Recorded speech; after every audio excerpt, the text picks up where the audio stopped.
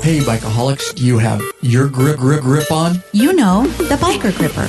Simply the best motorcycle, cell phone, GPS, radar detector, and EFI tuner mount on the market. Oh, it grips so tight. That's right, 18 pounds grip strength to be exact. So sleek and strong. That's right, fits American or metric motorcycles and comes in black or chrome. So what are you waiting for? Get your grip on.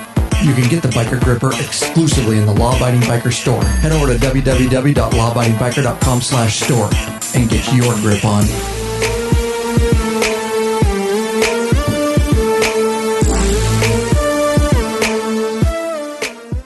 That's right, Bikeaholics. This episode is brought to you by our friends over at Biker Planet. It's more than just the largest niche biker dating site. It's an entire social community of bikers. Make sure to check it out using our custom link, of course, so you can get all the perks. Head over to lawabidingbiker.com/Biker Planet. Show them some love for us, guys. Do it. Yeah, that commercial is still hot as hell, just like that biker gripper. What, our little pre-roll? Yeah. Oh, yeah, of course, dude. That's still legit. Hells yeah. This is the podcast for the motorcycle majority, the Big MM, also known as the 99%. That's right. Mm-hmm. Large and in charge of the motorcycle scene more than any time before in history. Guys, by listening to this podcast, you're part of what we call the biker revolution. Finish it up. So what are you waiting for, Bikeaholics? Mount up. Let us take you on another wild ass ride. Ryan Erlacher here, your host of the Law Abiding Biker Podcast. And of course, your high-tech redneck. On the sofa, we have the man, the myth, the legend. Here we go. Wait for it. Wait for it. He's breathing.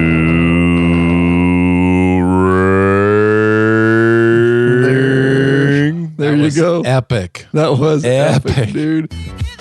Oh, girl. Smooth I love to tickle you sweet. I want to make you mine and then have you something to eat. That's so creepy when he does it. I can't help myself. I don't know if it's something in his voice. It's just a little creepy. When Is that what he said last time, or he makes up a new rhyme each time? It was a new rhyme. That's what's fresh. cool, though. That's fresh. And he goes, "Yeah, girl." I'm like, oh my goodness. The only thing that's ever the same is the "Hey, girl." Okay. Yeah. He's like Eminem, dude. He's just fucking spitting it, dude. I've never been to 9 Mile, but I've been to 3 Mile. I don't know what that means. I love you like a brother, but that is creepy.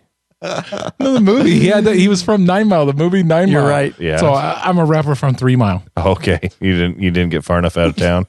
You're like 3 miles out of town. Dude. Straight up freaking Big Daddy, of course, on the sofa. What's the up, sofa kids? that the patrons provided from what's the place that I got? Patreon? Oh, IKEA. IKEA, yeah. Because we still try to conserve here. And so yeah. Patrons, dude, we had a broken down sofa, and how you guys liking that thing? Is it treating you okay? It is so comfortable. It's way all right. better. Such a difference. It's all right. Way better than the old broken down. I don't know. The old one just kind of... It was, but it just consumed you. Yeah, I just haven't kind of broken this one in. Yeah, it's going to take a little while. The old one was nice to sleep on, though. Yeah. I slept on it one night, but then again, I had like a 12-pack in me. So Right. who knows? Yeah, I slept on it I one could have night, slept too. on the floor. You and probably were. Yeah, it could have been. About 3 a.m, you had your dick in your hand, and you peed all over yourself. Listen, I'm 43. Buddy was on your chest. I don't have to go that direction yet. So I'm drinking, what is this? It's, organic Baba. B-A-B-A black lager. Lager. Are you serious? It's organic? That is totally It up says with it's you. Your healthness these days, the king of health. Dude, people gave this to us. Drinking hippie beer. Yeah, it probably is, dude. I've never seen it. I don't know. It looks like it has a recycled label. I don't know where it's from. So what happened is a gal that is hardcore motorcycle gal, travels all over the world. She worked with my wife and rides thousands and thousands of miles a year, I think on a Yamaha touring or something. Anyway, she had to move to Arizona from here and she couldn't move everything. And so she gave us an assortment of beers and my wife some wine. And that's what you guys are drinking tonight. And so somehow she provided us, Barb is her name. And thank you, Barb. I know she listens to the show for providing the Baba. Barb, thank you, Barb. lager. I'm absolutely loving this Total Domination India Pale Ale. Yeah. It's only my second one, but I'm loving it. Sounds like an S&M thing. Total That's domination. Ninkasi. Is that down in Oregon? I think that's Oregon. Eugene, Oregon. Well, That's where being that he just Ninkasi's made this whole brewed at. room like sexy lights, I can't even read it, so I can't tell you where it's No, I from. can tell you. That's Eugene, Oregon. It's Ninkasi IPA, Total Domination. It's delicious. And no shit. there is some Irish Death down in the A few big ass two big bottles. ones. 22 ounces. Yeah, one of those is going to disappear. It's going to go in my saddlebag with me on the way home, if you don't mind. Absolutely. Uh-huh. She provided it for the law-abiding biker crew. That's how close we are with our audience, dude. They do stuff like that for us, and we Iron Horse appreciate it. Brewery, right? Iron Horse, yeah. Yes. Iron Horse Brewery. One of our stomping grounds in the summer for a quick little scoot Up there in Ellensburg. Hells yeah. with a little bit of cornhole. Got to play a little cornhole when you're up there. Yeah, you and Cuz, while I Yep. watched. Kicked his ass, didn't Free, I? Did you? Free shout out to Schooled Iron him. Horse. We love you, Iron Horse. Schooled him in the cornhole You don't game. even sponsor us, and we still love you. They should sponsor us because they have a tasty IPA as well. Yes, about 30 miles north of us, to be exact. They have no clue how often we're there. We're just some other guys. Exactly. All right. So, what's this episode about? We got Big Daddy in the studio. This is kind of just a fun bullshit. You guys in the private Facebook group, our beloved patrons, lawabidingbiker.com/Patreon, Patreon. That's a tongue twister tonight for some reason. They are in this private Facebook group, and Big Daddy has been doing a project. That's what we're going to talk about tonight. He's done a bunch of really cool stuff to a Road King. We'll get into the specifics in the year and kind of some of the history of that bike and some of the fun stuff he's done, some of the challenges and headaches and blood, sweat, and tears, and some of the money that he's put into it to turn it into a Chola bike is what we call it, and we'll explain more about that. Now, Rick and I both have wives that are of Hispanic descent, and so there's a lot of influence there, and I really like what Rick's done with this bike. If I had the time, I just don't because I'm busy filming stuff for you guys, doing like other stuff. But Rick fortunately had the time to do this and document a lot of it, and he's here on hand tonight on the sofa to tell you guys about it. And so, whether you're trucking down the road or whether you're at home or whether you want to grab a beer and listen, it's kind of going to be story time, and we're just going to take it from there. It's just a bullshit session about this project he had. But this episode is, of course, brought to you by the support of those very patrons. He posted a lot of this. I guess what I'm getting at is the patron Facebook group is where he posted a lot of this. So you guys will have seen pictures. And of course, lawabidingbiker.com/ in the episode number, we'll have some pictures he's going to provide for me if you want to kind of follow along and see what we're talking about. But let's thank these patrons right here for making this episode possible. One of you take it. We got Ian Becker of Fort Benning, Georgia. I'm going to assume he's in the Army. Thank you for your service. Perry Churchill of Vallejo, California. And Bob Kibbe of Youngsville, North Carolina. And again, I recognize all three names from the store. Because Rick hands out all the t-shirts for the benefits for becoming a patron. Hit the other three. We got Robert Hens of Walden, New York. Matthew Mackey of Wahia, Hawaii. And Walt Davis of Carrollton, Georgia. And he is a top tier. That's right, guys. lawabidingbiker.com/Patreon, Patreon. Take action. Join and become part of the biker revolution. No risk. That's right, guys. You can pledge a certain amount per piece of content. No risk. You can put a monthly cap on it, guys. That's right. There are benefits up to the top tier where you can get all our premium for purchase videos for free. And of course, there's other levels where you get the t-shirt. And the biggest thing is getting in that private Facebook group. So you would have already known exactly what we're talking about and been able to interact with Big Daddy, who's very involved in that private Facebook group, along with Lurch and a lot of the other law-abiding biker guys. All right, main topic, guys. Project Chola is what we're calling it. So with that, Rick is going to dig in and start breaking it down. Why don't you tell us a little history behind this bike and some of the inspiration and why you have it? Because typically Big Daddy has a 2014 Harley-Davidson Ultra Classic and Ultra Limited, I should say. And that's what, he kind of his full-time bike, his touring bike when he heads to Sturgis and stuff. But he came across, acquired this Road King. So why don't you just start with the year and some of the history on it, brother? Well, let's take 1 minute first and let's go back. Yes. You two, I want you to comment about... How about that for Q? Yeah. That was not planned, people. That was not planned. Before we get to this... Dream sequence. Not to extend this thing any longer, but I want you two to talk about what are the types of bikes that I've always talked about and how long I spoke about a project that I wanted to do. Whether it's a minute each or 30 minutes, I think that's important before we get started. They need to understand how obsessed I was with this first. Yes. So Rick was very obsessed with this bike, and he gets it from his father. And now a lot of people pass bikes on, obviously when they're maybe deceased. His father is not. He's well and great guy. And anyways, he's got some, he can't ride as much as he used to. We'll leave it at that. And so Rick had talked about this bike and is, riding it and kind of acquiring it and some of the things that he was going to do with it. And he always wanted a Cholo, where it's called Project Chola, but he wanted a kind of a Cholo. And what you're talking about is kind of the more, I don't even know what. California lowrider. Lowrider gangsta. And it's badass, and I would love to do it. And I think it's a great freaking style. And you guys know what I'm talking about. And he's got a blanket up on this. I actually have some video of you riding it, which I'm going to do a video. Oh, really? I took some GoPro. Oh, of you. when we went. Oh, yes. Yeah, I'm collecting video, so I've always got video of a lot of shit that never gets. We put a lot of stuff out on YouTube, but I have a lot of extra footage. Do you I don't know what I'm going to use it video for. Of somebody wearing a half helmet with earplugs in, even though they can't hear their stereo. Even though they dog people for wearing full faces, so they'd rather just, but yeah, that would be law dog in it. It's forever saved multiple times.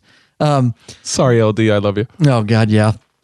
But he had talked about this project for a long time. So he finally got a hold of this bike and he decided to start the transformation and actually do it. Everything he had talked about this Project Chola, and I know a lot went into it. So what year is this thing, Rick? It's an 01 Road King, and this bike means a lot to me, not just because actually I actually owned it before my dad owned it. And that's right. See, these are the things that I'm trying to remember all this stuff. Here's what happened. In 2003, I bought an Electric Glide Standard, the 100th anniversary. Me and my second dad, I'll call him my second dad, Rafael Garcia, bought matching bikes. He was a school teacher in Mapton. And I had that bike for 3 years, and my lovely wife, and I'm not saying that to be facetious or anything. I'm trying to get laid later tonight? No. Yep, trying to get laid tomorrow. We had a young kid come along in 2003, and I was gone a lot riding. I was gone. I was doing about 10 to 15,000 miles a year. Now, last year, I did about 16,000 miles between the two bikes. And it was not uncommon for us to get on the bike, ride to Seattle on a Saturday, ride to Portland on a Sunday, and then ride all week to work. And she asked me, she said, "You're gone all the time. I need you to be with the family." And for the first time since 1996 and 2006, I sold that bike to Raphael, and I went without a bike for 3 years. And it was horrible. I even took up golfing because I was so jonesing without a bike. And on a Father's Day in 2009, we went in to buy my dad a t-shirt, Rick, Big Daddy Kane. And I walk out. I had to take a shit. I know that's crazy. People, you don't want to hear this. Wow, this is going off the rails. Oh now. my God. I was at the dealership. We were buying a t-shirt. He pulled an Ed at a Walmart, pooped his pants a little. So we're at the dealership, and we just bought stuff for my dad. That's the only reason we were there. We weren't even looking at bikes. And I go into the bathroom, and because I'm so healthy and clean, I was out in like a few minutes because oh shit. Just because he's so healthy. This is just This is the comedy that you either love Right. or you're Mr. Serious and you're like, would you please stop doing politics and comedy Right. and just keep to the facts, sir? Sir, you are not a gentleman. I bid you adieu, sir. No, we get so I much said- support for the show, but I once in a love your while, show, but I sir, said good day. sir. I said good day, sir. once in a while, what Rick's talking about is we get overwhelming support for this show. We're the number one listened to motorcycle podcast, but once in a while we get somebody that just wants nothing but business, and so we laugh a little bit. We take everybody's input seriously, but when we only get one comment like once a year, we kind of laugh about it. So go ahead, dude. So anyways, So we are immature, and it's our podcast. We're going to continue to do that. hey, at least we haven't brought up Weddy yet. Yes, right. So, you know, Well, you just did. Just saying. No politics. Donald Trump for president. Oh my God. hey, why didn't you just throw out a little 2 Live Crew when that was my intro to you, by the way. What? We're Could going to have thrown make out some 2 Live Crew right there. Oh, I said, yeah, Weddy. I need to hear the rhythm to get into it. Right. You know, really get into the mode and start rapping. we're going to make America great again. I can't do it freestyle. Sarah Palin for president. Okay, this So is anyhow, going nowhere. I walk out and Cindy is looking at these 2 Road Kings. Your wife. Yes. And she Sinbad. may have a different story of this, but I'm going to guess it's somewhat similar. And I guarantee you she has a different story. Kind of like the size of your dick. Her Women's- story's totally different. Women's brains are completely different she says than ours. that, So she you know says she's it's got 12. different I say it's only 4. It's opposite reversal, just like that. But anyhow, we turn around. I walk out, and there's a red Road King there. That's a standard Road King with the hardbacks, and then there's this black Road King Classic. Now the red, and she's looking at him. Now the red Road King, I think was a 2003, but it had all this gaudy ass crap on it. You know that guy. Now, and I don't mean to isolate anybody on our listeners, But you are. Go ahead. But you know that guy that buys a stock bike and anything he can find from Harley-Davidson Right. to put on it, he puts on it, including the big extra horn that looks like a trucker horn. Right, like a chrome seat. Yeah. Well, this red one had Sorry, it's one for me. it. Yeah. So I turn around, I'm looking at it, I'm like, and I'm, what are you doing? She's like, well, I'm just looking at these bikes. And she goes, which one would you like? And I go, like, well, I'd like the red one because of the hard bags, because I know they're lockable, but it looks so damn gaudy. I mean, it's ridiculous. I can strip all that shit off, but it's too gaudy. But I saw, for some reason, this black 2001 Road King Classic kind of drew to me a little bit. And so I asked about the history, and the guy goes, I don't know much about it. The guy came in, traded it in, and bought another bike. Well, can you give me his name? If I buy it, will you give me his name and his address so that I can look him up to find out about the bike and this and that? So back then, and even now, sometimes they don't even allow you to do test rides. So he didn't allow me, but I started it up, and it had an original set, which are now on my Ultra downstairs. Had an original set of Screaming Eagles, which when Screaming Eagles were like really good pipes. I mean, nowadays they're 49 state legal or whatever.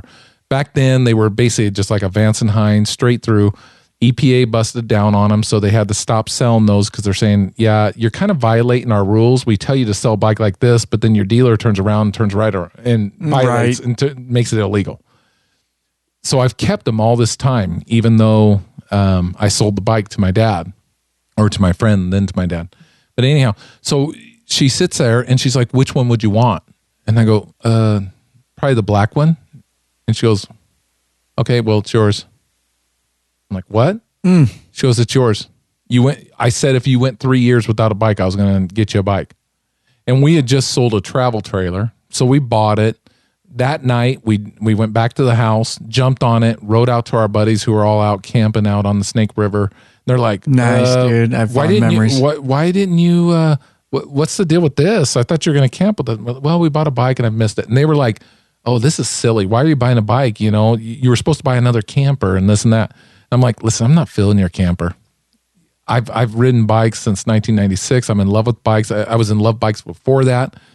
My dad and I have pictures of me of a little blonde kid, believe it or not, on top of his Bonneville, on top of his Norton, on top of his CB450. Little Big Daddy. Yeah, I grew up on bikes, riding three-wheelers, riding dirt Little bikes. Daddy. And, Little Daddy. Yeah, Little Daddy. Awesome. Yeah, Little Daddy. Little Daddy and Daddy. Of course, now that I've lost this 140 pounds, everybody at work's tell me, we can't call you Big Daddy no more. We got to call you just Rick. Mini Daddy. Now they just call him Daddy. So we buy this bike, Daddy. and this bike to me is just another. I liked it, but to me, it's another bike. Anything property is replaceable in life. To me, some people fall in love with their shit. Right. You want to buy my Ultra right now? Hey, what do you want to give me for it? I don't care. But this Road King, I wasn't like that. I was. I didn't care about it at first. Well, I called up the guy who owned it, who lived 2 blocks away from me, believe it or not. And he tells me the story of he bought that bike brand new in 2001, went and had a stage 1 put on it, had the Screaming Eagles, everything done at the dealer, had all the receipts in a 3-ring binder. Nice. Everything you could imagine. And he's like, I bought this bike after I survived cancer. Wow. And I had cancer again. And I said, if I survive it a second time, I'm going to buy another new bike. And he did. And so he turned around and bought a 2006 Road King. And he traded that in. And he told me, I called them 2 weeks afterward and said, I want to buy my bike back. And they said, we already sold it. And I said, well, if you want it, you can have it. I'll sell to you. This is what I paid for it. And he's like, well, what are your plans? I'm sitting at his house. And we're having a glass of, or not glass, but a bottle of beer. And he's like, no, what are you going to do? And I said, nothing. I'm thinking about maybe putting like some apes on it or something like that. Just a bike. He's like, okay. So I turn around and the bike was all stock, all that. I turn around and put 14-inch Wild Pigs on it, or not Wild Pigs, but Wild One ape hangers. My shoulder was so messed up, I couldn't ever do it, so I ended up going to a beach bar type deal. Rode it for 2.5, 3 years, and then I decided I needed to have a tour. So I ended up selling it to my friend Hiram, who I know, and he ended up keeping it for 2 years. The day I sold that bike, I regretted it. Mm-hmm. And but I sold it. I bought a 2010 Electric Glide Classic in Crimson. Go Cougs. And so I turn around and he shows up at my house a year after I sold it. And he shows up on his 2006 Road King. He goes, hey, how you doing? And I go, oh, hey, how are you? And he's like, hey, I was out riding around because I can't ride much because my cancer's come back again. And I think it was a different part of the cancer, but I can't tell you whether it was lung before and this or that, but it was something a little bit different, but it came back. And he goes, I've been feeling really shitty. And he says, today I felt good. And I decided to jump on this bike and ride over to your house because you were so nice talking to me. And I just wanted to see my bike. And I said, I'm sorry. I sold it to my friend Hiram. But if you want to see it, I will call him and I guarantee you he'll go to your house and show it to you. And he goes, no, that's okay. No big deal. I just felt like seeing it. 2 weeks later, I saw him in the obituaries. Oh, man. You just took it down, dude. Wow. I didn't know this story. That's deep, I told little parts of it, but it's crazy. This, so I see his obituary 2 weeks later and I start thinking, you piece of shit. This guy thinks you have this bike and he's coming. He's still in love with this bike, his first brand new ever Harley. Right. And he rides 2 blocks to come see your bike, to see the bike. And you're such a piece of shit that you sold it a year ago and it's not here. Right. That's what you're thinking about yourself. Yeah. That's what I'm thinking. He's not thinking that. He's like, oh, okay. Right. Okay. Yeah. And I said, hey, if you need any help or anything, let me know. Dad. Wow, 2 to 4 weeks. We're talking about 2008. So it's been a while. Right. So did you get a good deal on the 06? Jesus. Sorry, I had to bring it up a little bit. It was getting a little bit depressing. I'm crying over here, dude. No, I got a fucking tear coming out of my eye. I don't know what they sold that serious. for, but it was white. I think if I remember right, it was white, and I'm not into white bikes. So, that's what it is. But anyhow, so Hiram rides it for a couple years. And then Hiram calls me one day, and says, hey, you're always buying bikes. You interested in buying back this bike? You always told me if I ever wanted to sell it, you'll buy it back. Well, I was in a financial position that I couldn't do it. And I had student loans and everything like that. Right. And so I called my dad. Sorry. And my dad doesn't listen to podcasts because his computer literacy is like Facebook and Pinochle. Well, you can't listen to it on a flip phone, right? Yeah. And well, he got a smartphone now. Oh, hey. Samsung Galaxy 2. Get our app, lawabidingbiker.com/app. Anybody can listen. But somebody invited him into the group. So Nice. he may actually click on it if you say in the Big Daddy's talking or Rick's talking, and he'll probably listen to it. Great guy. I love him. And I called him and I said, Dad, you've got that Dyna. You just wrecked. Well, he didn't wreck. He got ran over on his Electric Glide Classic. YPD did never mind. They did a great job catching the person, but it messed up his pelvis and everything. So he couldn't. He was feeling like, my bike's gone. I got this Dyna. I want a touring bike again. And he'd been talking about it. And I said, don't get an Ultra. It's too heavy for you now. But Hiram has this Road King, and I'm telling you, Dad, you need to buy it. It's a steady bike. It's good, this and that. He's like, what's he want for it? Because he's tight-ass Irishman just like me. Mm-hmm. And he turns around and he goes, and so I tell Hiram, and Hiram's like, well, I bought it from you for $9, and I'd like to have $85. No, it's not going to happen. So eventually, my dad offers him a price. He says no. Week later, Hiram calls back and says, if you'll give me $7,000, I think it was $7,000, I'll sell it. I call my dad, and my dad goes, I don't really need this bike. And I said, Dad, I know the history of this bike. I know the guy that bought it. Then I owned it, and then Hiram had it, and now you're going to own it. And it's got all the accessories. It's got everything that I put on it still. This is the bike for you. It's going to be a little bit wider still, just like the Ultra, but you're not going to have all the weight. Okay, go get it.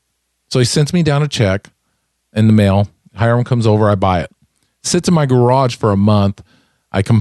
Hiram didn't clean it very well, but I did all the polishing, got it all cleaned up. Oh, I bet you did, Mr. Anal over there. Yeah. I got it all cleaned up. You notice how dirty my Ultra is. But, yeah, but you still. But I got it all cleaned up to where I remembered it. And I was looking at it, and it hit me in the head like, that guy. That guy, I don't even remember what he looks like. I don't remember his name. But every time I get on that bike, I think of that guy. It's like that country song, Driving with Private Malone. You know country. Yeah. I don't. In the Corvette. He goes and buys this Corvette 20, 30 years after Vietnam War, and there's a letter in there, and it says, now you're riding with Private Malone. Every time I get on that bike, I think of that dude, even if it's for a second. And so I'm sitting there looking at it, and so I take it over to my dad. And my dad's like, oh, yeah, this is a great bike. He takes it on a few trips. He don't ride it much. He really likes his Dyna, and which was his first Harley, which comes back to the emotional part. And so we turn around, and I get it all fixed up. We go, he's got it. He's got it for about 2 years. And I go over one day, and it's just a pig. My dad don't clean his shit. It's dirty and everything. I clean it all up for him, and he's like, oh, thank you, son. 5 months later, I go over there. It looks like it's been run up and down. And it hasn't been, but it's been run up and down a country road with dirt and everything else. And I tell him, I said, so we go to Vegas, and I said, if you ever want to sell that bike to me, you got to sell it. He goes, why am I going to sell it to you, son? I'll just give it to you. And I'm like, really? I want that bike. He goes, why do you want it so fucking bad? Because we'd been drinking. We were in Vegas. He's at the table. Oh, I don't believe that. And he's had a few drinks. And he goes, why do you want it so fucking bad? And I go, I know where that bike's been, and I know that man. And he cared enough to show up at my house I still say 2 weeks, but it could have been 4 weeks, 5 weeks, whatever. He came enough to come see that bike before he died. It fucking means something to me now. And he goes, really? Because any other bike, you could just sell it. And I go, no. So a month goes by. We get back from Vegas. He goes, you going to come over and get this fucking bike or what? And I'm not cussing just to cuss people. These are quotes. And I said, okay. So I came over and I got it. And I took it home. Had to clean it all up again. It was pretty rough when you got it. It needed a good polish, let's say. Yeah, a good job. Actually, I picked it up because I think we saw it right after you picked it up, didn't we? Cindy, it was dirty and it needed some buffing. Yeah.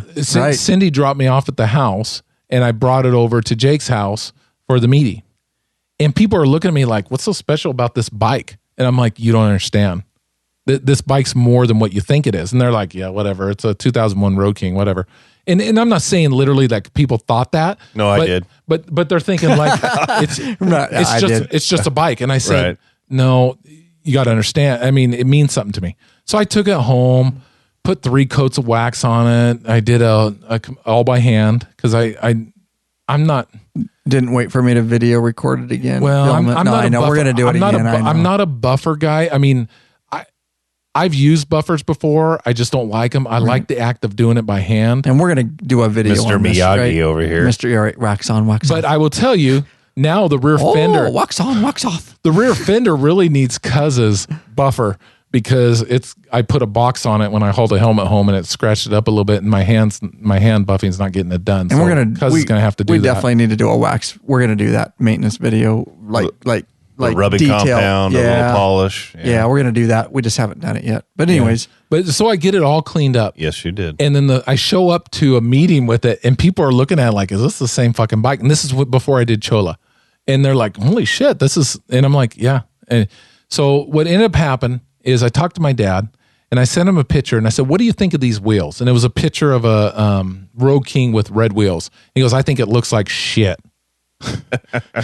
And I said, and I go, well, I'm thinking about doing this with white walls. And he goes, That's kind of a 50s style, right? yeah. Kind of a 50s My dad lowrider. loves classic cars and he's got classic cars. You think he'd like it. But he's looking at it like, but it's got the Chola influence. but too. the picture was very Chola. Right. But he was like looking at it like, I like chrome. My dad likes the chrome. And I'm like, well, I'm thinking about doing this. And he goes, do whatever you want. It's going to be your bike someday. That's how he always teases me. It's going to be your bike someday. So do whatever you want because you're going to inherit it. But yeah, he's not going to take it back. Right. And so I turned around and thought about it for about 4 months. And I said, well, let's do little things. So I cleaned it up. I ended up taking the bars. Project Cholo started with bars. Okay, stop there. All right. Because now that's good. Now we got the history on the bike, and that's how you acquired it. That's some of the history and why you love this bike so much. And so now you're going to do the transformation into Project Chola. Lurch, you want to try this? What are we looking at? You think Oh, you yeah. can handle it? I'll try it. This place- Okay, let me okay. see if I can get focus on that. All right. I love this sponsor, by the way. Okay. These guys are great. They support bikers. Let me tell you that. You ready? Yep. Do eat. Biker Planet. It's more than just the largest niche biker dating site. It's an entire social community of bikers, even if you're not interested in dating. Looking for a date or relationship? Well then, find a date relationship with someone that loves motorcycles and the lifestyle just like you. Not looking for a date? No problem. Then just simply head over there and connect with other bikers around the world. Plan rides, meetups, or just socialize. The website is super clean and user-friendly. You can chat, you can search, you can see who's online, browse photos, check your own private mailbox, see if you get a little something from You've them got biker mail. hotties. You've got mail. No commitment, and it's free to check it out. Use our special custom link though, so you can get all the perks and a lifetime discount of 50%. Nice. Should you choose to become a full member. You can find that at lawabidingbikers.com/bikerplanet. That's the link to use. That's right, guys. Hit me up, girl. Head over there, guys. That's right, Bikeaholics. Oh, hey. oh, Hey, we got all kinds of stuff. Oh, hey, geez. So yeah, guys. You're so excited about Biker I am, Planet, dude. Well, he talked about the who wouldn't be? photos. Who He talked wouldn't about be? the browse photos, and I got a whole. The one thing is, when I was talking with Corey, our rep at Biker Planet, we're going to keep this professional and keep it clean. But let's face it, if you're wanting to like a little hookup, Biker Planet's the deal. That is right. Depending on your particular Now life we're not going to do situation. that because we're married. Happily but if married. you're single and you're just looking to meet new people and hook up and go for a ride or whatever, maybe have dinner. Hells yeah, guys. Hit it up at least. lawabidingbikers.com/bikerplanet, guys. Just use that link. Show us some love. Show them some love. And at least check it out, guys. All right. So we got Project Chola at full blast right now. And so now you've decided, you've acquired this bike. explain the history, which is just a great story. And those that listen to this show, you know, we talk a lot and outside of the podcast, but honestly, I've never heard this full story. We kind of saved it because I knew some of it, but I knew we were going to do this episode. And I really wanted to save it for a new experience for me and a new experience for you and for the audience. And so that I can ask legit questions, you know. I followed it, but not this close. So definitely had to ditch the bars. The beach bars were lame. Yes. So you were going for this Project Chola look, which is a Chola look. Basically what that means, guys, is it's kind of like we talked about, the gangsta type. If it was a car, it would have hydraulics, and it's the kind of car that would have hydraulics. Urban. Drive Mexican sideways. influence. Urban, Mexican influence, you know, slammed, wide tires, white walls, painted rims, maybe spoked out wheels, you know, the Monte Carlo, you know, badass hydraulic system. That's kind of the look. Technically, if you're referring it to a car, to give people an idea of what Project Chola was. And so tell us, start just shooting from the hip about Project Chola and what you wanted to do to it. Well, the first thing is, guys, if you look at Bagger Magazine or you look at Hot Bike and stuff, when you see the Cholo bikes, they've got tons of cash in. They're doing like big fat spoke tires. They're doing 21, 23-inch wheels. They're spending a ton of cash.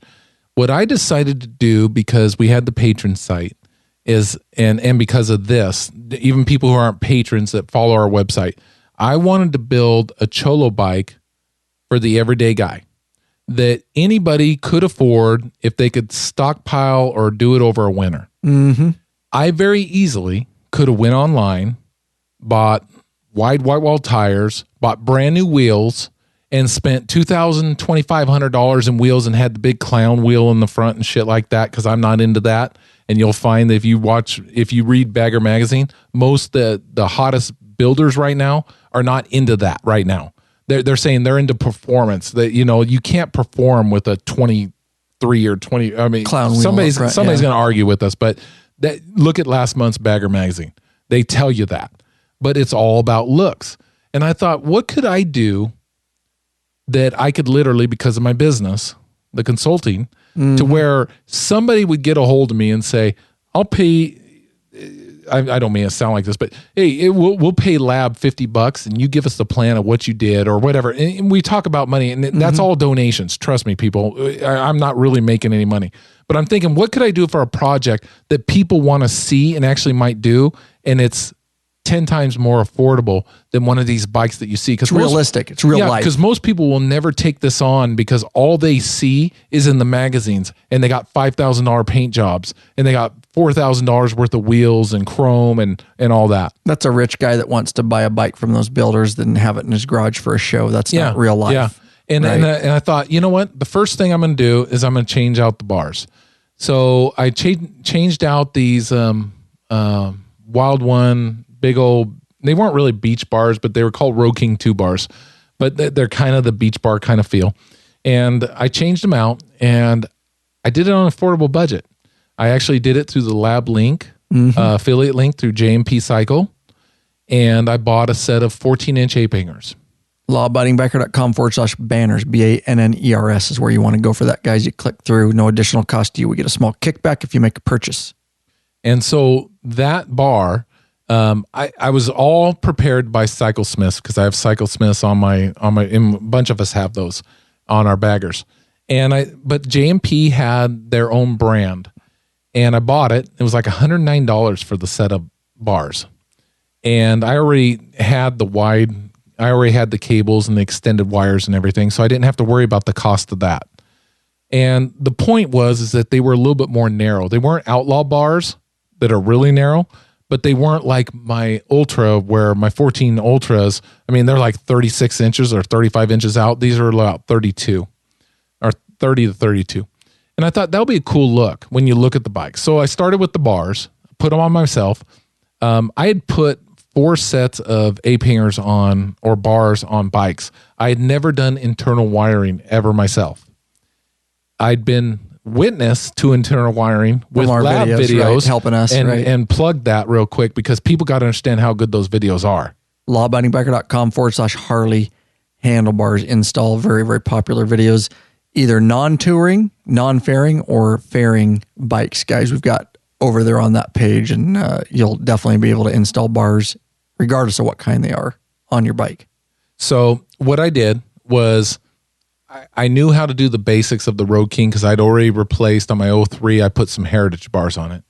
And so luckily I was able to text you and Lurch, and I said, hey, this is my first grab at internal wiring.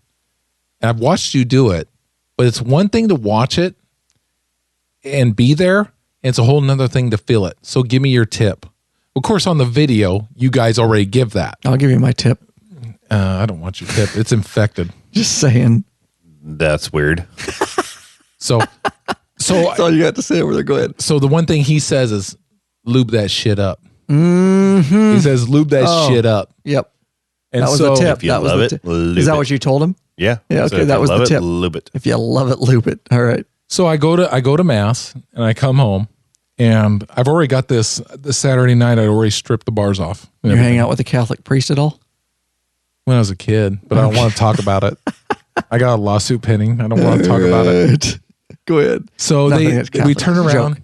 and See, we're getting into politics. Just kidding. Go ahead. so I turn around and I put the bars on. And it was just supposed to be the bars. I wasn't even at Project Cholo yet. And there's a difference between Project Cholo and Chola, and we'll get to it. And so I put the bars on and I'm like, hey, shit, I did this. And it was easy.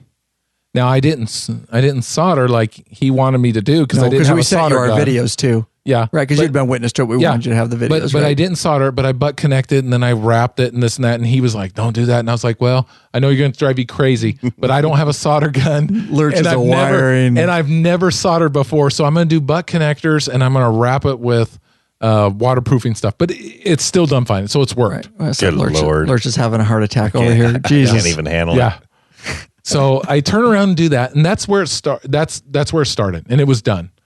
And so for about 4 months, I kept thinking, why do I want to stick money in this if Papa's just going to come take this bike back when he feels better next summer? Mm-hmm. And as we continue to talk, he's like, well, even if I come down and get it, you can still come back and get it.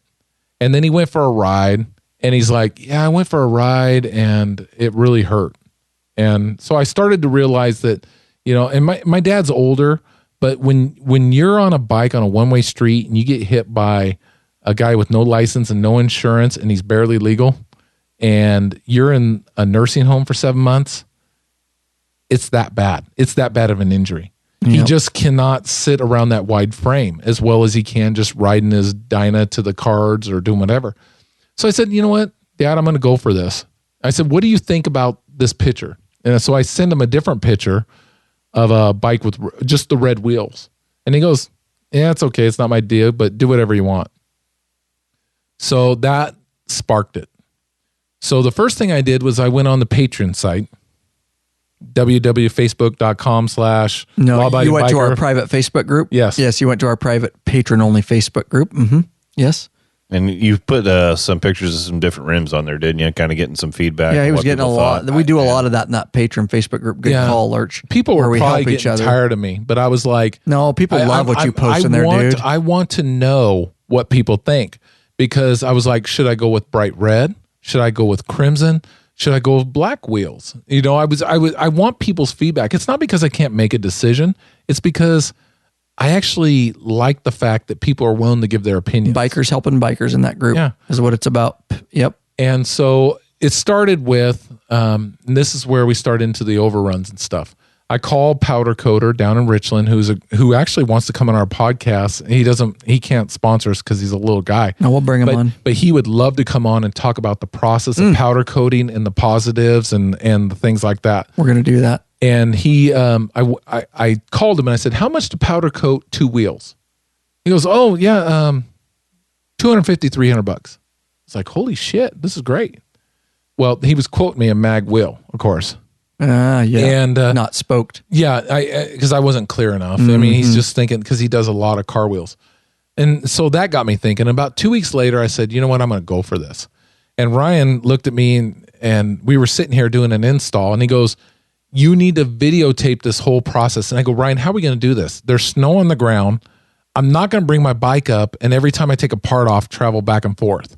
I said, what I'll do is I'll do a podcast afterwards. And if people are really interested in finding out what I did, they can listen to the podcast.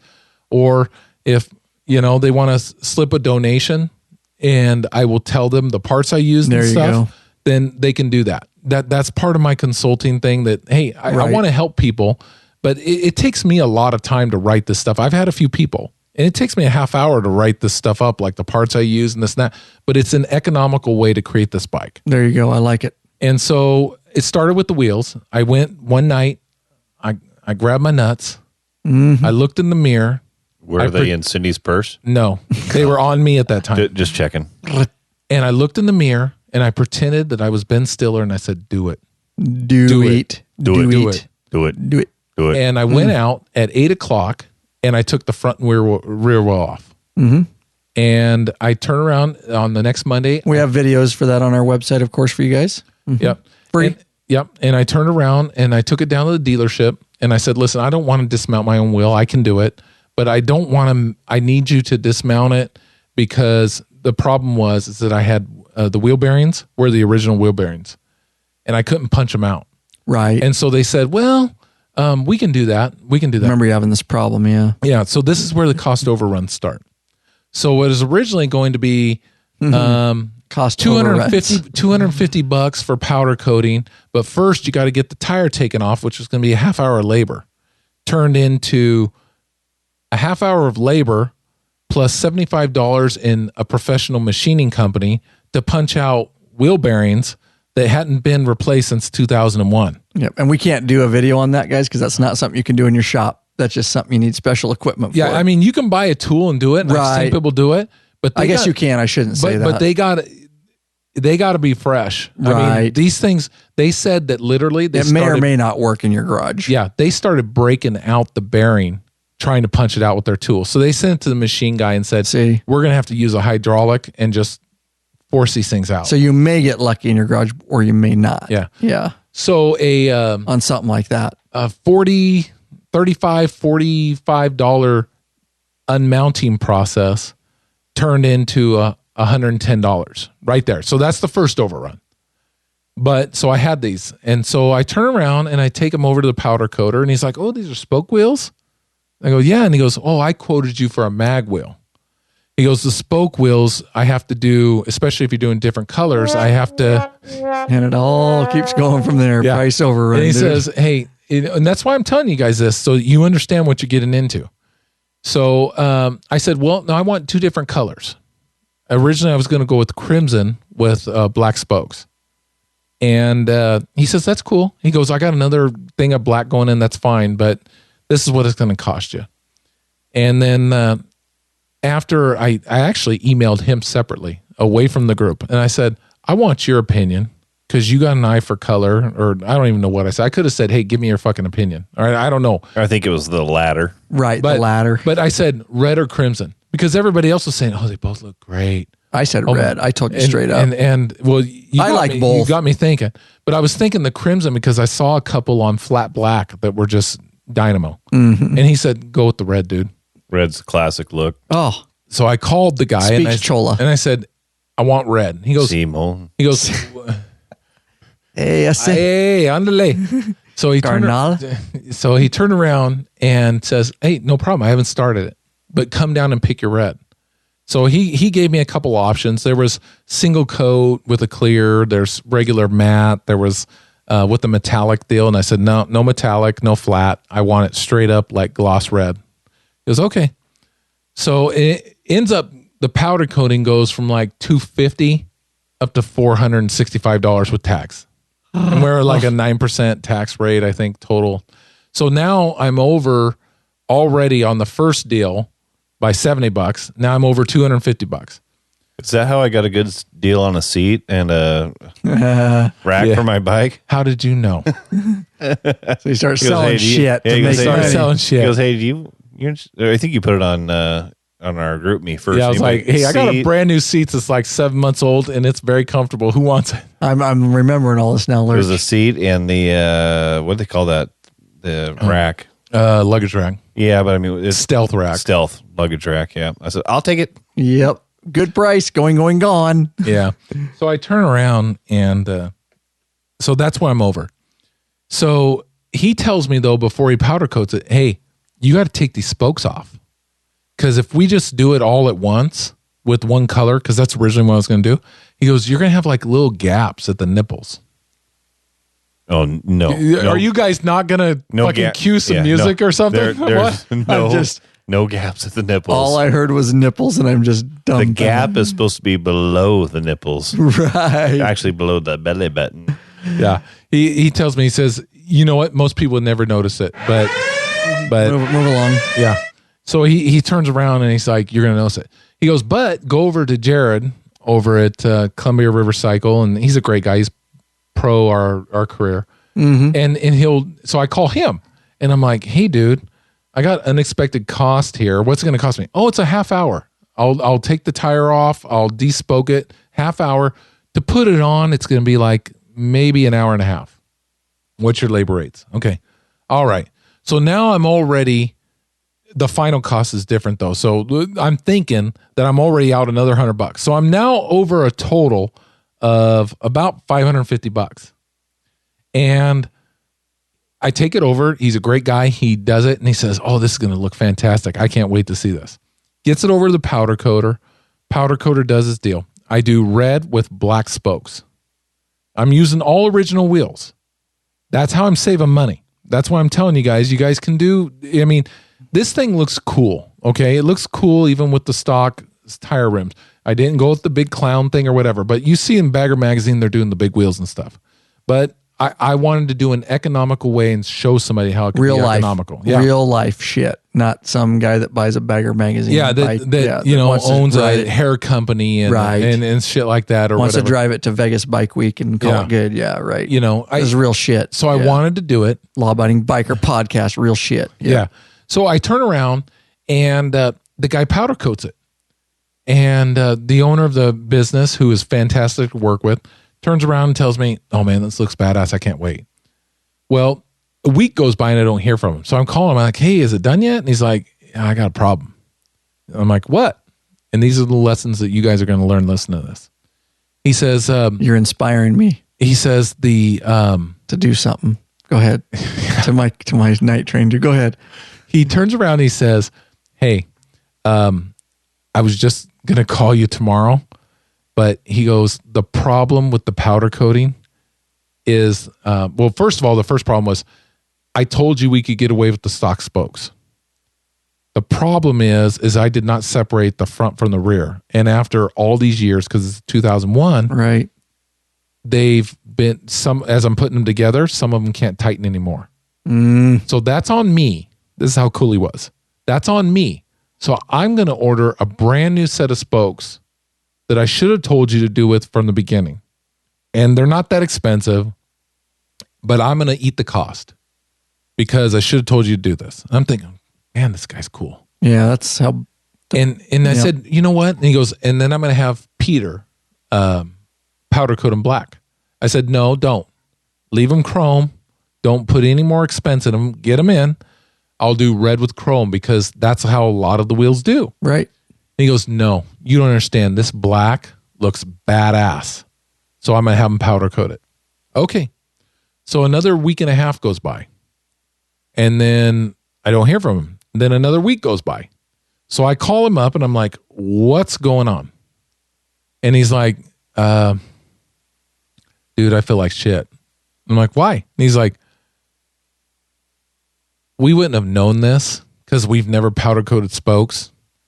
But as soon as you go to tighten them up, even though it doesn't strip the powder coat because it's a gloss finish, it kind of makes the gloss go away. Mars them a little bit. And it bothered me because I know you've been wanting to build this all this time. Mm-hmm. So last night I spent 2 hours taping up the red part of the wheel so it would not get sprayed. And I went over it with gloss black paint. So now I got to let it dry for a few days before I do it again. I'm like, you didn't have to do that. You could have just went with the chrome. He's like, no. But so this guy has now put a bunch of extra time in it, which he didn't charge me for. That's how good of a guy he is. And I'm like, okay. So now I've got wheels that were supposed to be done in 2 weeks. It's now like 4 weeks. I show up and they're done. And he's showing me all the marring and stuff. And he goes, some of these I couldn't paint because of I couldn't mask them off right. And I'm like, holy shit, they still look good. But that's how good of a mechanic and perfectionist he is. He's a small business owner. He's good. And so I take, and of course, the extra cost onto that was through one of our affiliate links, Revzilla. Yeah. I bought wide white wall tires. So I take him the wide white wall tires. I take him the rotors, which had then been powder coated too. A lot of people think that you can just, no, not a lot of people. Some people who don't know think you can powder coat the whole rotor. You really can't.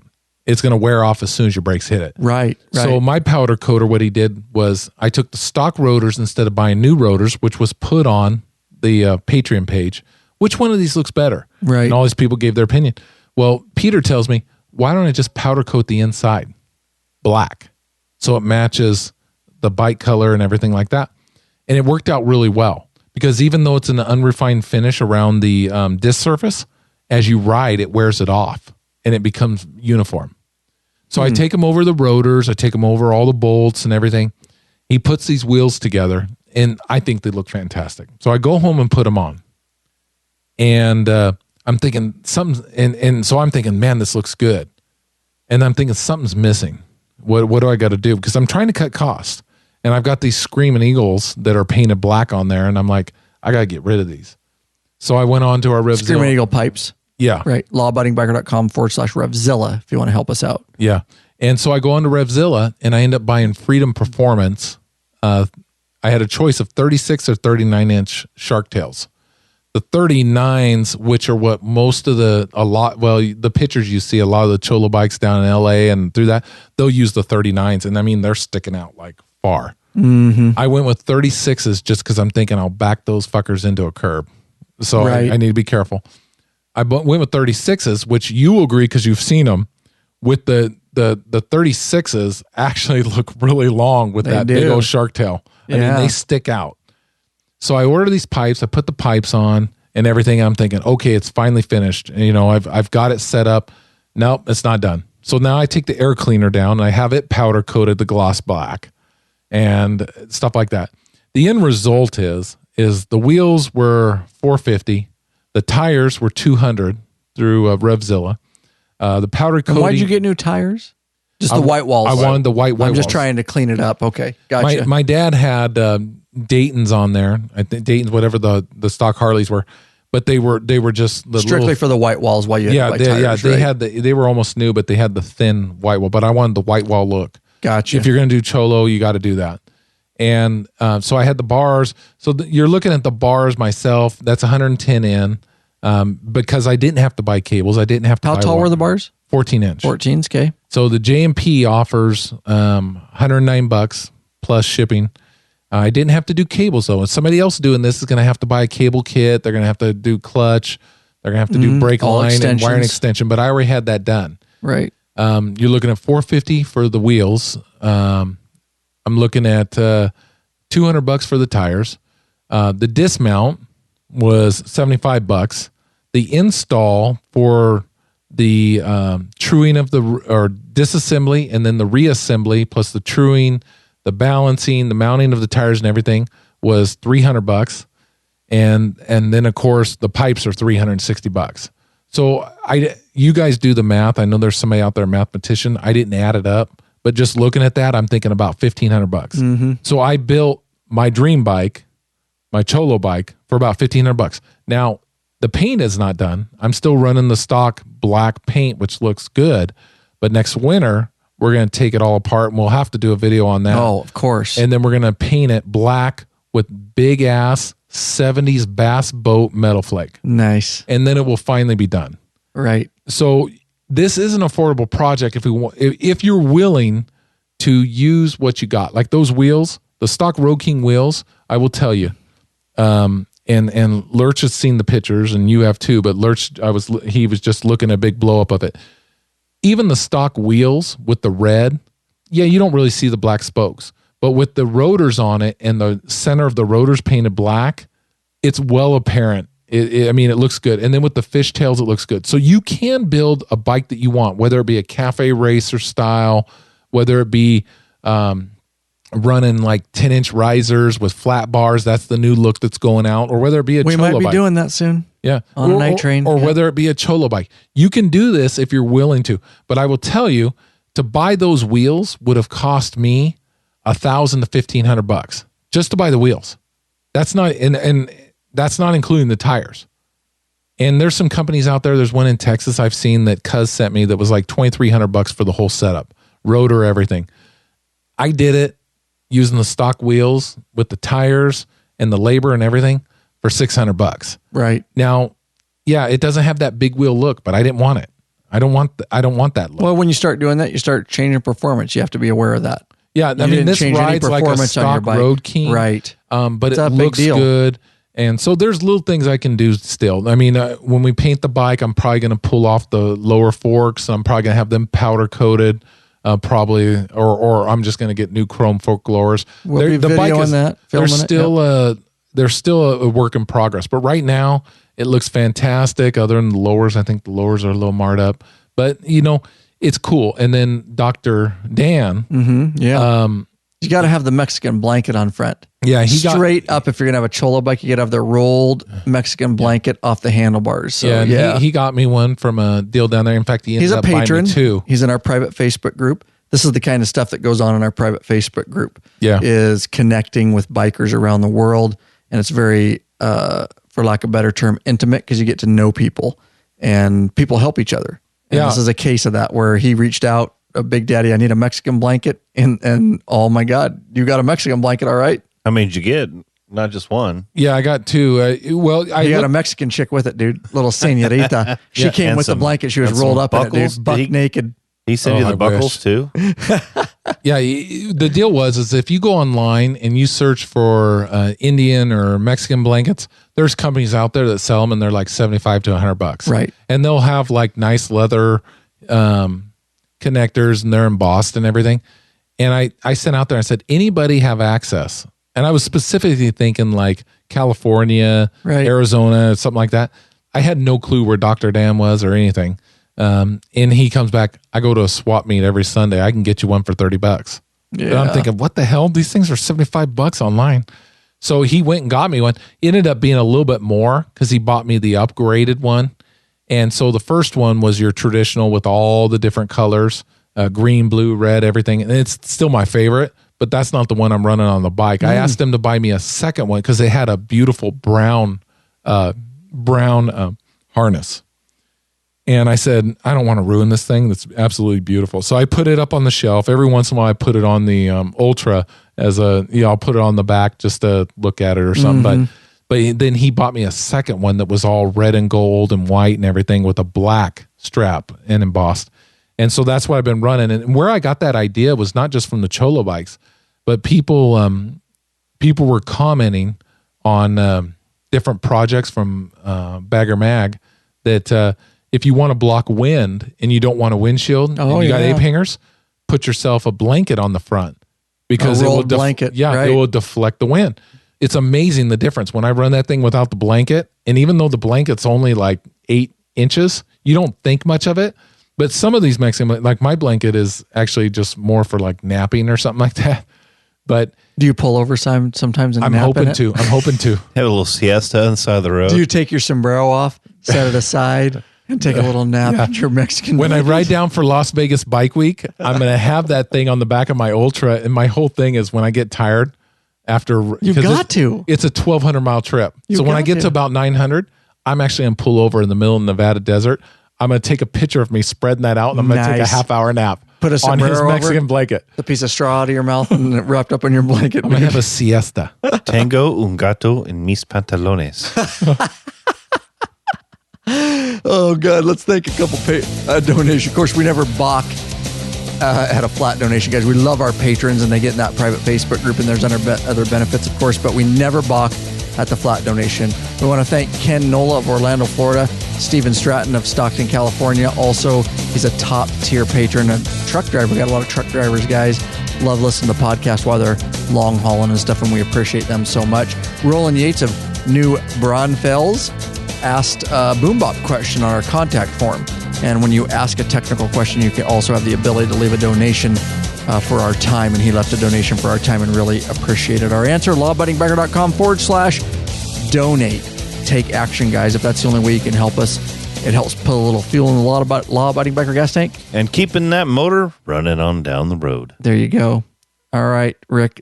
What else about... the only question I have, and then Lurch can ask questions, or if you have more...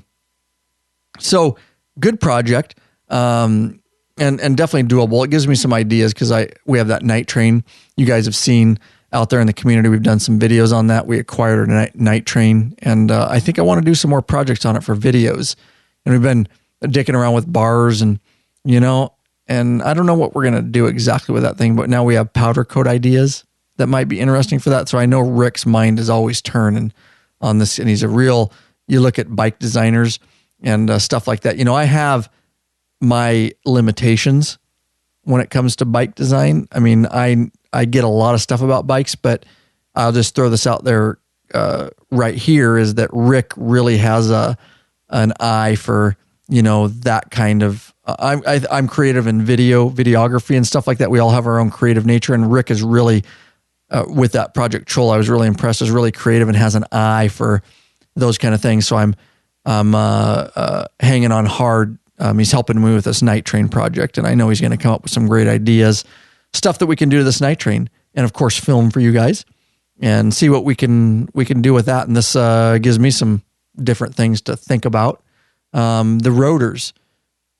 So you powder coated the rotors, obviously. Mm-hmm. So the only thing people have to worry about with powder coating rotors is just know that on both front and back side, obviously where the brake pad hits, it's going to wear back to chrome or metal. Yeah, most good powder coaters, and Peter's pretty good. He already knew that. So what he did is he said, I'm going to mask off. And when you first get it, because the way the masking is, it's not going to be a perfect circle, but don't worry about it. Because after about riding a few miles and this and that, your brake pads are actually going to wear off that powder coat. And so he did a good job. It was my first one that I was expecting that. So when I first saw the rotors, and it wasn't a perfect, like somebody takes like one of those mathematical tools and they do a perfect radius or whatever they call it. I mean, I'm not a mathematician, but he warned me of that. And so when I first looked at it, I was like, I don't see nothing that big. Oh, okay, I see a little edge here. I rode the bike 160, 170 miles right after it was done with you and Scooter and Justice. Mm-hmm. And by the time I got home, it was a perfect circle from the brake pads. So but you cannot do the entire brake pad. If you want a rotor, if you want a rotor that's black or darkened, they make those, and you're going to pay $300 for them or $500 for them, and go do that. But I just wanted the center kind of like Harley-Davidson sells a rotor that the inside is just black. Well, you know what he charged me to do all three rotors? $123. No, $65. Wow. If I was to replace those rotors with Harley-Davidson brand black centered rotors, which those were the only ones I could really find at the time, they were like $90 a rotor or something like that. So I powder coat so that you can save money, just like the wheels. Yeah, it's not 21-inch wheel like you see in the magazines. It's only what are they, like 17 and 19 or 17 and 17? I don't know, 16, whatever. It's an 01. Probably 16 on the fronts on those ones. It's an 01. I think so. Yeah. But I tell you what, 17 or 16, the rotor 18. is small enough that you see the red. I mean, you guys have seen the pictures. Right. You see it. And then with the tail, but like I said, mine's still progress. When people see the pictures, they're like, oh my God, that paint's perfect. Now I see the little things. So we're going to do like the metallic stuff, and the fork lowers need to be done. But everything else other than that is done. But you got to do what you got to do. I'm not worried about the motor. It's an 88 cubic inch. Mm-hmm. I am not there to race people. I'm there for this bike, for me to ride around town, have a lot of pride in it. The fact that other than unmounting the tires, mounting the tires and truing the spokes, I did everything myself. And everything you did, what's amazing, is all on lawabidingbiker.com for free. Yeah. I mean, not all for free, I guess the handlebar installs, but it's either for free, the rear wheel, the front wheel, tire, the handlebars are a for purchase video, but everything's there in one place at lawabidingbiker.com. You can just search for it and you can do this project, like you said, minus the powder coating yourself and truing the spokes and, $1,600, and I built the bike I wanted. And my goal was to inspire others to try and do stuff like this. I told you that from the beginning. A lot of people said, why do you want to do this? I remember Lurch saying, man, that's cool. But, and I said, I just want to inspire somebody. No, it's awesome. And whether it be, who knows? I mean, I laugh about the whole, hey, what exactly did you buy and this and that and the donation thing. But I mean, I did it because I love it. But obviously it takes a lot of time to do this. And so that's why we appreciate that. And nothing may come out of this, but if anything, you see the pictures and you like what you're doing, and you want to build this, just know you can do it. Do your own research. I mean, that's what I did. I found a powder coater. I found the pipes that I wanted.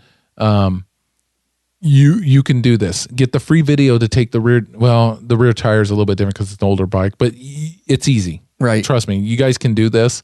Well, even based on our video, it's still basically the same, and we're going to do a soft tail one soon, anyways. And I mean, I'm still looking at this project's going to probably raise about another $500 to $800 with paint. Get new lowers. So I'm thinking this is going to be a total of about $3,000.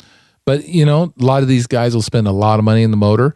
But I've even told Ryan, hey, I can buy a 95 cubic inch jugs and piston kit for $700 S&S kit. And we can do that in the garage over the winter. Right. I mean, it's just, you just take the heads off and you're putting new pistons on and new jugs. You're not having to do a whole bunch. So this is a project that we can continue over till next winter while it's out on paint, because you got everything off. Put a 95 in it. Perfect. Just give you a little bit more. And you guys can do it. I mean, even if you have no experience, if you really put your mind to something, you can do it. I love it. The cool thing about it is most people have a dealer do the work, or they buy aftermarket parts and put it on. They lose their ass when they go to sell it. So the fact that you use the stock parts and made it fresh and made it new again, and you've added some value to that bike. I think that the amount of money you put into it, you're definitely going to get it back. And you might even, if you were to sell it, make some money on it by doing the work yourself, by reusing the parts. And I think that's awesome, because usually people put a bunch of money in the bike. We talked about it earlier. You spend $100 to buy a part. If you try to sell a part later, it's probably worth about $10. Right. So, you've added a lot of value to the bike, and you've made it look different and unique. It is unique. And my take is, the beautiful part is everything you did makes that bike unique and is your blood, sweat, and tears, of course, with the history of the bike and the backstory on that. But to me, the beautiful part is this is real life. And you didn't change the performance of that bike, as far as putting clown wheels on the front. I'm not saying that's bad if people that are listening are into that work. They're really cool and they're gorgeous for show bikes. But what I'm using, yours when is I still ride that totally thing, rideable. Yeah, when I ride that bike, I'm doing the speed limit, of course, or slightly over. Yeah, behind you guys 2 miles an hour over, or something, right? So I'm riding a bike that is 2001. 15 years old now, with the new models coming out. Mm-hmm. I mean, it's 15 years old. It's not the new frames. It's got the small tires. It's an 88 cubic inch. But you know what? I can still ride it like it was. I mean, when you start doing the wheels and you start, because I considered putting a ass dropper kit in it, where I was going to lower the whole suspension, because we could have got something for $350, and we were going to. And we're not against that. We're just saying, I was going to buy it, and we were going to do it over the winter, and I was going to drop the whole thing by 2.5 inches, and I thought, even though I'm never going to ride a passenger on that bike, now I'm limiting to a harsh ride. I'm doing this. I'd rather turn around and buy like some suspension, because you can get some affordable progressive suspension or other companies out there for $250, $300.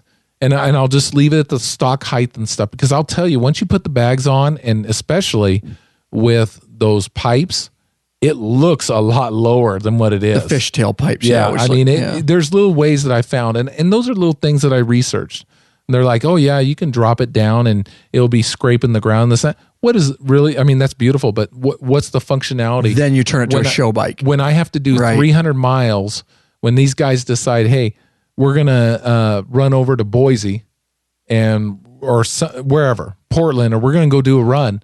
You got a bike like that, you're going to be uncomfortable. It's hard. And so I decided I'm going to make it look and I did it. And that's, laughing thing. You asked me Cholo, and I said it was Project Cholo when it was being built, but I'm not going to ride no dudes. So it became Project Chola after it was finished. Yeah, dude, that's awesome. And so here's Rick. This is Rick. I just want you guys to picture this. All right. Seriously, I just want you to dig deep. Okay. Here comes a 2001 Road King. I love it. Here's Rick on it. It's got 14-inch apes, dude. Yeah, dude, I was waiting for that. And old Rick, oh, we gotta start over. And he's got his 14-inch apes, and he's got his sombrero on, dude. Why you gotta keep bringing up sombrero? Because it's freaking funny. I wear a helmet. I wear a 3/4 helmet. Everybody knows that from the patron site. And there's some caramel colored skin, black raven-haired beauty. Yeah, riding dude. behind him with her hair flopping. He's got in the his breeze. belt on, and the buckle says his name, Rick. Yes. And he's got his ostrich skin boots. Oh yeah, dude. And we could keep going with the dude, and he's just coming, and the wind's just blowing in his hair, dude. And I love the culture. I love the food. Absolutely. And I love the women. Got his Mexican blanket on there on the front, dude, and his just toothpick hanging out of his mouth, dude. Project Chola. What was straight up, dude? What was that TV show? I can't remember Lamas. Antonio Lamas. Was that his name? Antonio? Renegade. Thank you. He had that bike with the roll on the front. That's kind of what it reminds me of. Yeah, he didn't have yeah. the fishtails on it, I don't think, but that was a late 80s, early 90s TV show. Early 90s. I don't know. I'm only 25, so I wouldn't know. Right. Whatever. But he had a roll on the front of it, so that's kind of what it reminds me of a little bit when I see him riding that thing. It does. It looks good, and his 3/4 helmet. No, it's a badass bike, dude. And yeah, inspiring, cool. Hopefully that guy helps you guys out there. And we just kind of had a bullshit session there about Project Chola that we want to get out to you guys, and a little back history on it. And what else, Rick? Anything else before we close it out? No, I want to thank the patrons first of all for all 100 and some of them or whatever we've got. Because I don't manage that part, I manage the store, but they all wanted this. They were like, "Oh my God, you got to do a podcast on this. How much did this cost? How did you do it? How did you keep it affordable?" And maybe I don't inspire you to do a Cholo bike, but I inspire you to do what you want to do, whether it be a cafe racer, whether it be a bar hopper, or whatever. Dude, that is badass. That's going to be my hair. Put this picture on the website. That's going to be my hair when I retire, by the way. I'm even going to dye it that jet black. That's a real similar blanket, right? With the straps and everything. Yeah. I think those are those might be bungee cords or something. I just don't have those gay-ass flames on my tape. Yeah, but those are over. Flames are over. Dude. But I'm telling you, I hope this inspires you to do whatever, because I've seen some cool Sportsters coming out with like flat tracker bars. I've seen some cool ass Dynas and Softails coming out with 10 to 8 to 12 inch riser bars with flat bars. We're talking about that, maybe doing that on the Softail. Yeah. We've got some great. Rick's really my designer on the Softail night train that we have in the shop. So dude. you do you, whatever it is. No, but I don't know what me is. That's why I need your help. No, I'm saying the listeners. Oh, right. You do you, whatever it is. I hope this inspires you. Even if you don't think you have the mechanical ability, you can do it. You can take it to a custom guy and pay him $20,000, or take it to a dealer and pay all labor. Trust me, a little bit of mechanical ability. Watch the videos. Watch our free ones. Maybe buy a few pay ones like the bars. You can do this. Oh, God damn, he's sexy. What are you doing? He is badass. I keep finding pictures. Oh my of God. Dude, is that Fabio? No, it's Lamas. Lamas. Okay, sorry. Hey, You remember- guys are talking about that. Hey, it looks like Fabio. What was his from here. first name? Ricardo Lamas? No, it's Lamas. Lorenzo Lamas. That is there you you. go. Lorenzo Lamas. Little man. known fact, he was in Greece. Oh, He yeah, was no the shit. jock in Greece. Ah, look at that. So anyhow, dude, that's my hair. Holy shit, dude. When I retire, you guys are, LD and all these younger members are going to be like, will you tell Kane to cut his hair? Because he's growing it down to his asshole. And I'm going to be like, I'm never cutting this hair. That's again. right, dude. I'm going to dye it black just like that. You better. I will. I love it, dude. But I'm telling you, I hope this inspires you guys, whether it's be a Cholo bike, whatever. I've said it. I'm done Absolutely. with it. We're going to have many stories to come. And we've had patrons on in the past on the episode. And we love bike stories and the history behind them and some of the projects. And we look forward to a continuing episode. Let me see if I can find a badass song. Ding, ding, ding, ding, ding, ding, ding, ding, ding, ding. That's a patron deal. I think we should take it out with this song today, dude. I think we should have done De Colores. De Colores, De Colores. Es mucho, es mi. Lurch, you got anything? Only that I hope that you grow your hair out and look like Lorenzo Lamas. And I'm working on a picture right now, cropping it, and it might end up on the law-abiding biker patron-only closed group. Dude, If you do it, Facebook will you page. give me his abs, though? Yeah, I'll Give me crop- the abs, because if I'm going to have a vest open, I got to have the abs. Yeah, don't worry, man. I'll crop it in there. Dude, that's freaking funny. Hey, before we wrap up, hey, just because you threw out that Farva stuff, I got to tell you. Yeah, that was hilarious. That was, yeah. I'm sorry, that was striking. I'm not, No. all jokes aside, that was striking. There was a moment in time where Rick might have looked like Farva. And it straight up, he put that picture. I didn't have to think about it, dude. For a I good looked and I go, purpose, though. It was is that for Rick? a And I was dead like, rookie. dude, that's Farva. No, it's Rick. I really didn't think it was you, dude. I thought you were joking at first. Then I realized it was a serious post because it was about the an officer. rookie I didn't guy. realize that, but I thought it was a joke. I still thought it was funny, but then my brother over here puts that sex offender picture of you. Yeah. See what you guys are missing out by not being patrons? True. You're in the missing it all. private Facebook group, you got to get in that. I had for a sure. picture of Ryan at a Rosalia rally in Rosalia, Washington a few years ago. And you think you might have had a bandana on your head, but you were wearing your glasses It was for a whatever. bandana, dude. Yeah. And for whatever reason, I was looking back. Yeah. At you and Oh, you were, sex and offender. you weren't wearing your bandana over your, RSO. Boop, boop, boop. you weren't wearing your bandana just like rolled up and over your forehead. You like had it like old school, like a pirate. and I had a few beers and it was Yeah. all back. Looked just like a shit And you sandwich, had your dude. glasses on, that child molester mustache. Just looked like a shit show. Yeah, that was horrible. I was hoping that these pictures would inspire our patrons to start posting shitty ass pictures of themselves. No doubt, dude. No doubt. Because you know they got some. Everybody's got So a bad patrons, you better get inspired. That's We right. gotta have it. It's fun. picture. Oh my God, dude. Good episode. Rick, thanks. Really, I was really happy to have you in the studio and cranked out 2 episodes tonight, one live and one not live. Of course, everybody will hear this when it comes out in podcast format. We didn't do this one live. But all right, guys, call to action, guys. We talked about a lot of our affiliate links, guys, and the different projects you're doing. At any time you're buying biker stuff, guys, please go over to lawabidingbiker.com/banners, BANNERS. There's multiple affiliate links over there for different motorcycle online stores you can click through. If you end up purchasing something, we get a small kickback. That's right, no additional cost to you. It helps promote our cause, take us on down the road, and we really appreciate it if you just bookmark that and think about us when you're doing that, guys. These projects can add up for us and help us out. So, all right, guys. So, Lab Podcast hotline phone number, 509-731-3548. Leave us a voicemail. We will see if it is content worthy. We may play it on an episode, answer your questions, all that kind of stuff. Leave a voicemail from anywhere in the world for free right from your computer. There's a built-in microphone on all computers now, guys. lawabidingbiker.com/voicemail. Again, it's free, guys, and they turn out really well, and we love the voicemail feedback, of course. You can email us, voicemail us, our main contact page, lawabidingbiker.com/contact at any time. And don't forget to get in that free email club, lawabidingbiker.com/email club. We will shoot you an email when we come out with new free videos and all that kind of stuff. It's a way we can stay in contact with you guys, let you know what's going on, keep you up to date. Don't forget our new sexy, sleeky, super sexy shop shirts at a very affordable price compared to dealers or any brewery or wherever you're going to go.